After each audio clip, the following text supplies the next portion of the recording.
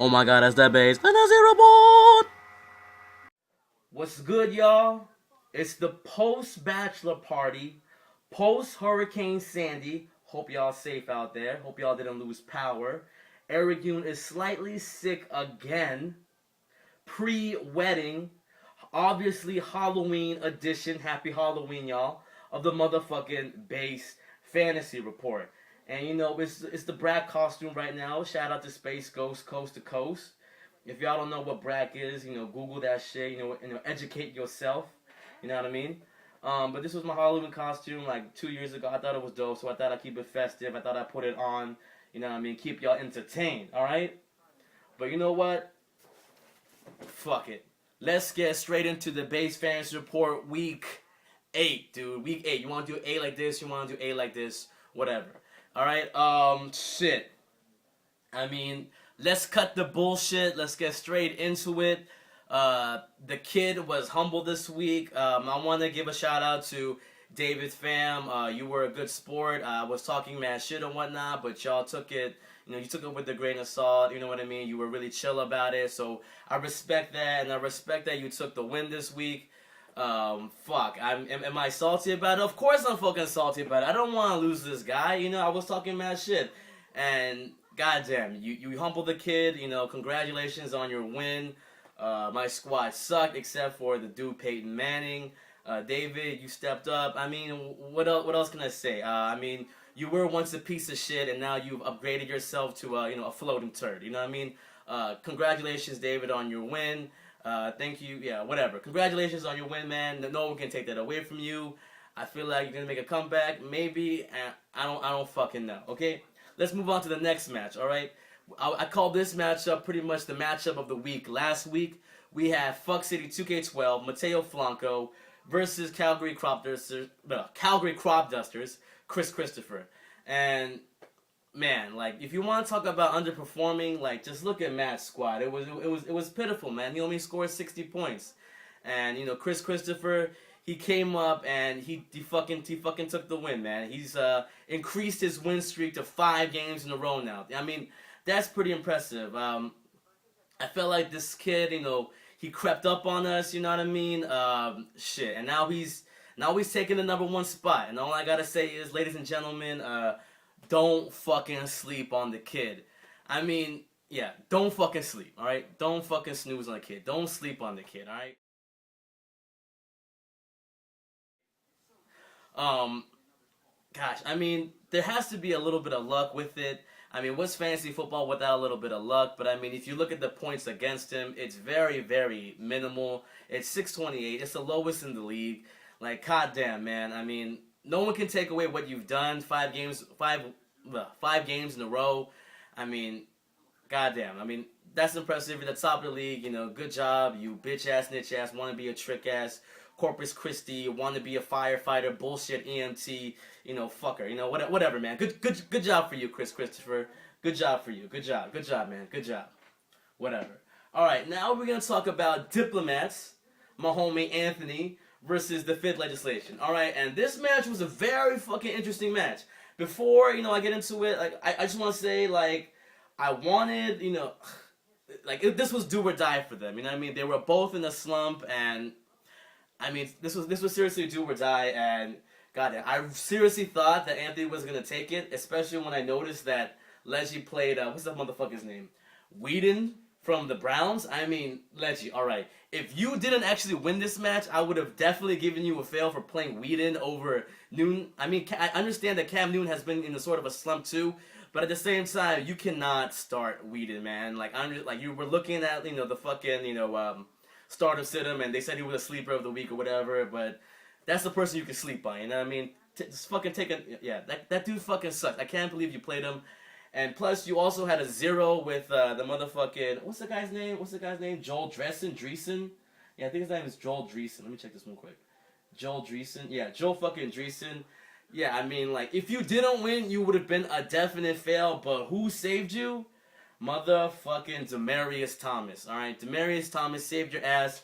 I want to say this is probably the comeback of the year. If you were watching this match, it was very interesting. Like, props to you, Leggy, and I'm sorry, Anthony, you took a fucking salty loss. You know who else took a loss last night? The motherfucking Lakers. You know, I don't mean to talk too much about basketball and the fucking, football fans report, but I'm glad the Mavs defeated the Lakers. I mean, if you have Steve Smash on your team, give the man the ball, let him facilitate, let him distribute, let him do what Steve Smash fucking does. Alright, moving on, let's talk about Puss Beaters versus Jay Flume the Tycoon. And you know what everyone's talking about on social media, the Twitter, the Facebook. What else were they talking about? They're talking about motherfucking Doug Martin. I mean, that dude went fucking off. And, Carl, you would have definitely gotten the motherfucking genius this week, but unfortunately, you played the Vikings defense, and that gave you -3 points. So unfortunately, my dude, I can't give you the genius. And, we're talking about a dude with 5 wins. Let's talk about a dude with 6 losses. Motherfucking Jay Flume the Tycoon. Ugh.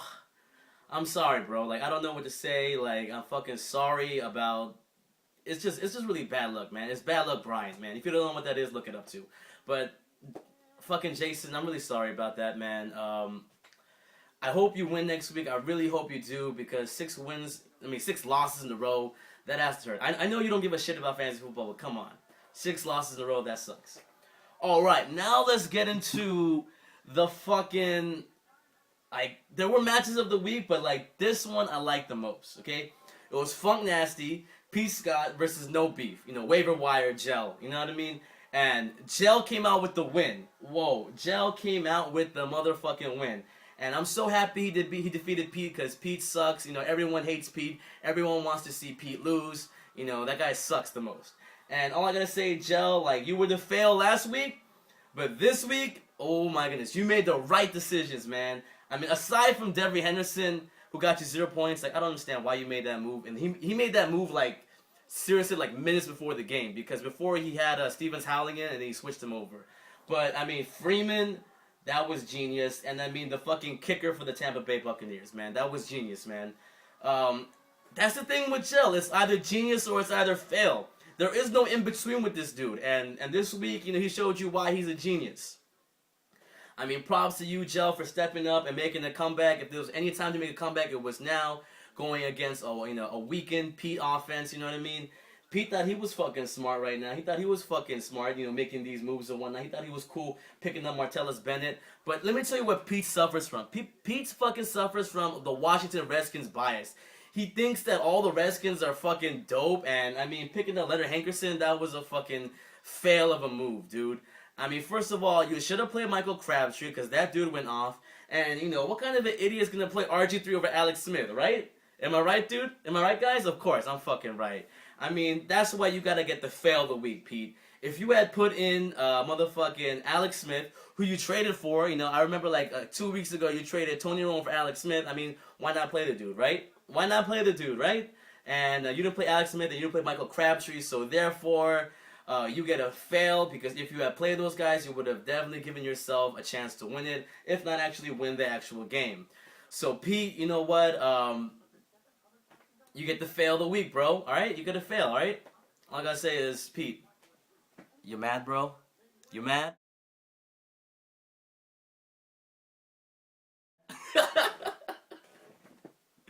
Alright, now let's talk about the genius and the fails, alright? Y'all probably wondering, why do I give a fuck about a genius? Why do I give a fuck about a fail? Well, I'm about to tell you right now, alright? This is straight from the horse's mouth. I don't know, is that the phrase that is straight from the horse's mouth? Is that the correct idiom? I don't fucking know these English phrases or whatever, alright? But this is straight from Eric Yoon, okay? The guy who delivers the geniuses, who gives out the fails, alright? If, at the end of the season, you have the most geniuses, you get a $50 pot bonus. Straight from the kid, alright? Straight from Eric Yoon, the Moon Man, the King of Scripts, alright? That's $50 if you have the most geniuses. But, my friends, this is the stipulation, alright? The amount of fails counteracts the amount of geniuses you have. So let's take Gel, for example. Now, right now, Gel, he has the most geniuses out of everyone. He has 2 geniuses. But at the same time, he has 3 fails.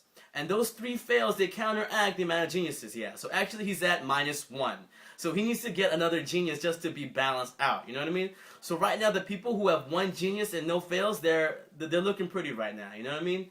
So that's something to keep in mind. I posted, the actual geniuses from week 1 to week 7 in the league forum. Please check that out. And yeah, I mean, I hope you guys enjoyed that. I hope this makes, spices things up or whatever. You know what I mean? All right. Let's get into the matchups of, this coming week 9, all right? We have, oh shit, you know what? I'm worried right now. I'm honestly worried. I feel like my cockiness is getting to me right now. Like, I'm honestly a little bit worried right now. It's gonna be Moon Man versus No Beef. It's myself versus Gel, and I don't know, man. I feel like Gel's team, like, it could be. I don't know. It's kind of strong right now. I mean, I'm kind of worried about it. I don't know which way it's gonna go. I feel like my wide receivers are fucking dope, but at the same time, I got Chris Johnson, who's a piece of shit. I got Ben Jarvis, Green Ellis, who's a piece of shit. DeMarco Murray, fucking please come back. Please fucking come back, alright? Then we have, oh shit, we got Diplomats versus Fuck City 2K12. And all I gotta say is Anthony. Shit, I got something in my eye. Fuck. That's annoying as shit. Alright. We got Diplomats versus Fuck City 2K12. I gotta say, Anthony, you gotta fucking step it up. Oh my god, my fucking eye. Ugh. Alright, I gotta say, Anthony, you've been in the slump. You were at the top, but now you're kind of, winding towards the bottom. I mean, step your game up. All I gotta say is step your game up, alright? Now we have, moving on, we have the motherfucking matchup of the week. This is the matchup of the week, okay? We got Calgary Crop Duster sitting pretty up top, number 1. 5 wins in a row, alright? 5 wins in a row. Like I said, don't sleep on the kid. Versus Puss Beaters Carl, who has 3 wins in a row, alright? We have a motherfucker 6-2 versus 5-3. Honestly, I like to see Carl win this match. So, Chris can drop down the rankings, you know what I mean?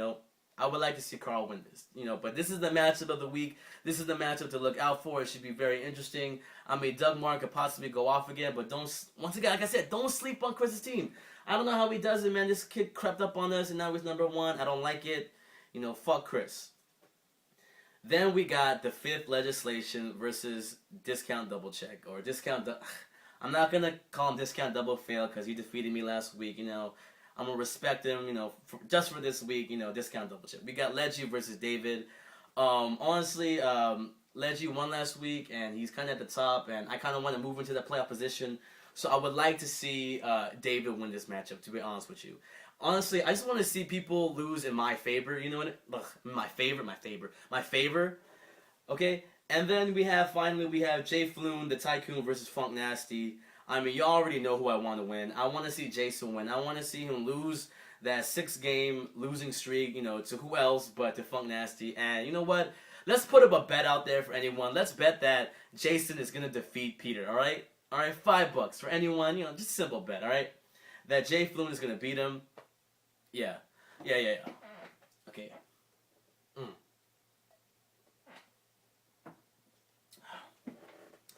Alright, I know this hasn't been the most exciting fantasy report, but I just want to get this out there to you guys. I know I said last week that I'll make this one epic. I'm sorry, but I lost this week.